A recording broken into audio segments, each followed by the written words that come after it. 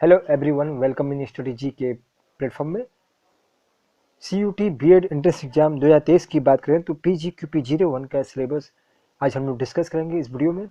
तो ये वीडियो को देखना ना भूलें यदि आप PGQP01 की तैयारी कर रहे हैं, क्योंकि इसका syllabus BHU B Ed CUT BHU B Ed से डिफरेंट है। तो वीडियो को अंत तक जरूर देखिएगा। तो आइए स्टार्ट करते हैं। PGQP01 का जो क्वेश्चन पेपर है, क्वेश्चन पेपर का पैटर्न है वह 2 पार्ट्स में डिवाइड होता है।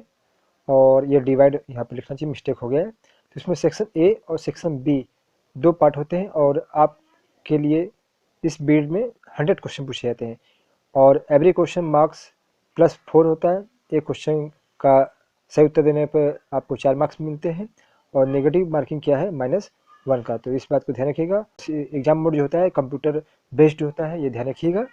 अब आइए देखते हैं सिलेबस क्या है PGQP01 का। तो सेक्शन ए की बात करें तो सेक्शन ए में लैंग्वेज से रिलेटेड क्वेश्चन आते हैं और वर्बल एबिलिटी से क्वेश्चन आते हैं। लैंग्वेज की बात करें तो हिंदी और इंग्लिश। आप फॉर्म भरते समय किस लैंग्वेज को चूज करते हैं सेक्शन 1 में पेपर देने के लिए? यदि आप इंग्लिश को चूज करते हैं तो आप इंग्लिश में आपका सेक्शन ए में क्वेश्चन आएंगे इंग्लिश से रिलेटेड, इंग्लिश ग्रामर से रिलेटेड आएंगे। यदि आप हिंदी लैंग्वेज को चूज करते हैं तो हिंदी व्याकरण से संबंधित इसमें क्वेश्चन आएंगे। तो ये बातें आपको क्लियर हो गई होंगी कि सेक्शन ए में आपको हिंदी या इंग्लिश लैंग्वेज चूज करना पड़ता है, क्योंकि जो आप लैंग्वेज चूज करेंगे उसी से रिलेटेड हिंदी ग्रामर या इंग्लिश ग्रामर से संबंधित क्वेश्चन आएंगे सेक्शन ए में। और ये जो सेक्शन ए होता है ये 25 मार्क्स का होता है। कितने मार्क्स का होता है? 25 मार्क्स का, जिसमें वर्बल एबिलिटी के भी क्वेश्चन आते हैं। हम लोग सेक्शन बी देख लेते हैं। तो सेक्शन बी में आप देखेंगे बहुत सारे आपके सब्जेक्ट से रिलेटेड क्वेश्चन आते हैं, जिसमें डोमेन नॉलेज की बात करते हैं, टीचिंग एप्टीट्यूड, सोशल स्टडीज से संबंधित क्वेश्चन आते हैं, general science, computer, current affairs, general math और आपका जनरल नॉलेज, इन सब से क्वेश्चन आते हैं। और जो क्वेश्चन जो आते हैं वे 75 क्वेश्चन इस पार्ट सेक्शन बी से आते हैं। 75 क्वेश्चन पार्ट सेक्शन बी से आते हैं और आपका 25 क्वेश्चन सेक्शन ए से आते हैं। हम लोग सेक्शन ए के जो सिलेबस है उसको डिटेल से देख लेते हैं। की बात करें तो इंग्लिश सिलेबस में आपका जो क्वेश्चन पूछा जाता है वह है पार्ट ऑफ स्पीच से क्वेश्चन आते हैं, रीडिंग कम्प्रीहेंशन से भी क्वेश्चन इसमें से आते हैं। इसके अलावा नरेशन और voice, active voice, passive voice से रिलेटेड क्वेश्चन इसमें पूछे जाते हैं। और इसके अलावा अरेंज द सेंटेंस के क्वेश्चन भी इसमें पूछे जाते हैं। इसके अलावा सिनोनिम्स के क्वेश्चन आते हैं, एंटोनिम्स के भी क्वेश्चन इसमें पूछे जाते हैं और one word substitution, idiom and phrases के भी क्वेश्चन इसमें पूछे जाते हैं और स्पेलिंग एरर के भी रिलेटेड क्वेश्चन इसमें आते हैं। कोई स्पेलिंग दे देता है, जैसे कॉलेज की स्पेलिंग मिस्टेक लिखा रहेगा, आपको 4 ऑप्शन दे देगा, पूछा जाएगा कौन सा इसमें स्पेलिंग सही है। इसके अलावा यदि आप सेक्शन ए में वर्बल एबिलिटी से क्वेश्चन आते हैं और जनरल मैथ के क्वेश्चन आते हैं, जो कि क्लास 12 तक के मैथ इसमें आते हैं। बहुत ईजी मैथ रहता है, बहुत हार्ड मैथ नहीं आता है इसमें सेक्शन में। तो यदि आप हिंदी लैंग्वेज को चूज करते हैं सेक्शन ए में तो हिंदी का जो सिलेबस होगा वो देख लेते हैं क्या है। तो हिंदी में वर्णमाला, वर्तनी, संधि, विच्छेद और समाज से रिलेटेड क्वेश्चन आते हैं। इसके अलावा छंद, अलंकार, विलोम शब्द, पर्यायवाची शब्द से भी क्वेश्चन बनते हैं।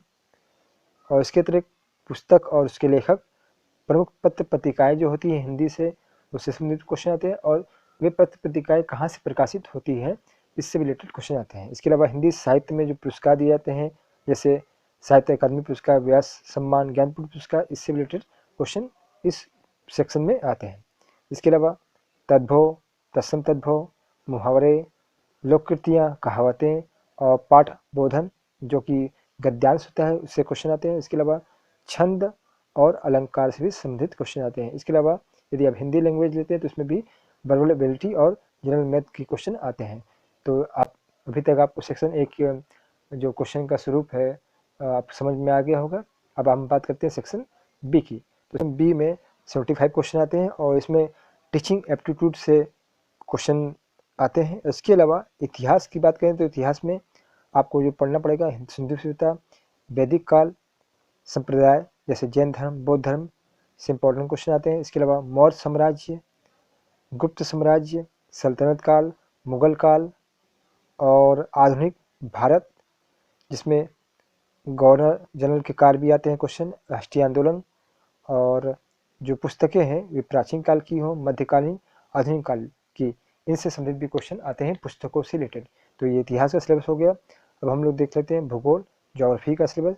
तो इसके अंतर्गत आपको सौरमंडल पढ़ना पड़ेगा, पृथ्वी की आंतरिक संरचना, अंशांश रेखाएं, देशांतर रेखाएं से संबंधित क्वेश्चन आते हैं। इसके अलावा स्थलमंडल, समुद्र जल की धाराएं, विश्व के महाद्वीप और भारतीय नदी तंत्र, राष्ट्रीय उद्यान, नदी घाटी परियोजनाएं, भारत से संबंधित, जनगणना भारत से संबंधित, और कृषि। तो भूगोल में आपको विश्व का भूगोल और भारत का भूगोल दोनों पढ़ना पड़ेगा, जो टॉपिक आपको बताया गया है।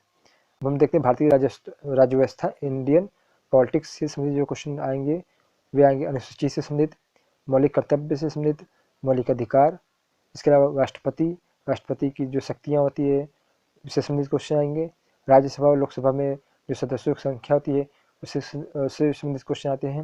इसके अलावा न्यायपालिका, अनुच्छेद और से संबंधित क्वेश्चन आते हैं।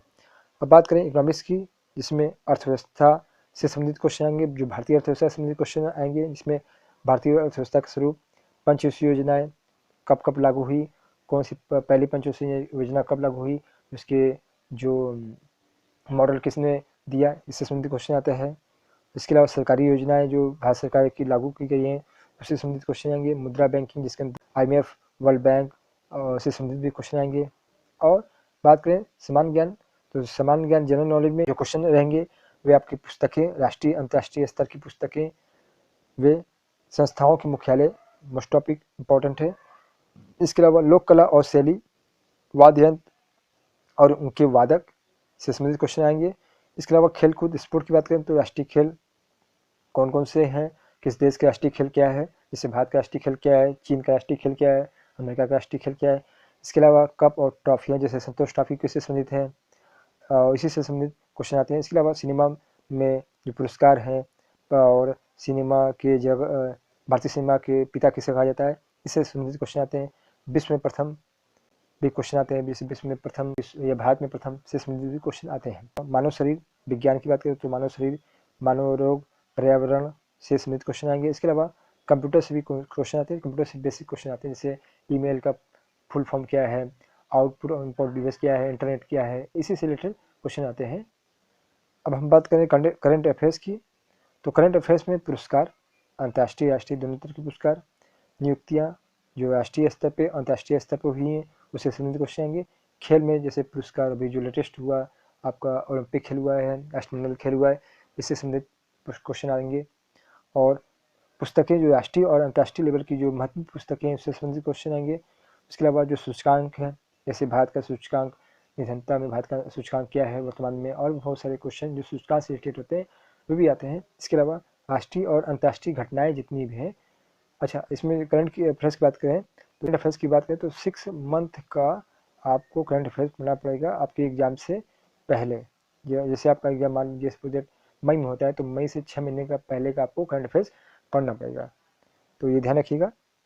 और जितने आपको टॉपिक बताए गए हैं, सिलेबस बताए गए, सब पे आपको वीडियो जरूर मिलेगा, तो चैनल पे बने रहिए और चैनल को लाइक सब्सक्राइब शेयर जरूर करें। मिलते हैं नेक्स्ट वीडियो में।